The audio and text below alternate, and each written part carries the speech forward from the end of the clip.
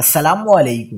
شہری لکڑیاں جمع کرنا شروع کر دیں کیونکہ کراچی میں گیس اب نہیں ملے گی۔ شہر قائد میں گیس بحران، گھروں کے چولہے ٹھنڈے پڑ گئے۔ کیا آپ حالات حاضرہ سے آگاہی حاصل کرنا چاہتے ہیں؟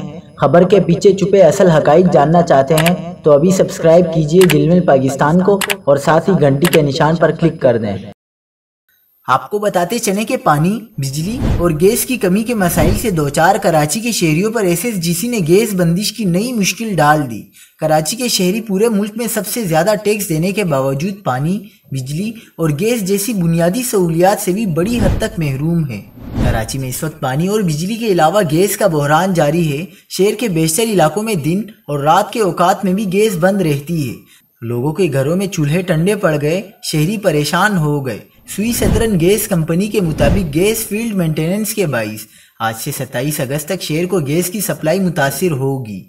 15 اگست تک شہر کو 50 MMCFD گیس کی قلت ہوگی۔ 15 اگست تک شہر کو 50 MMCFD گیس کی قلت ہوگی۔ 16 تا 23 اگست 107 MMCFD گیس کی بڑی کمی ہوگی۔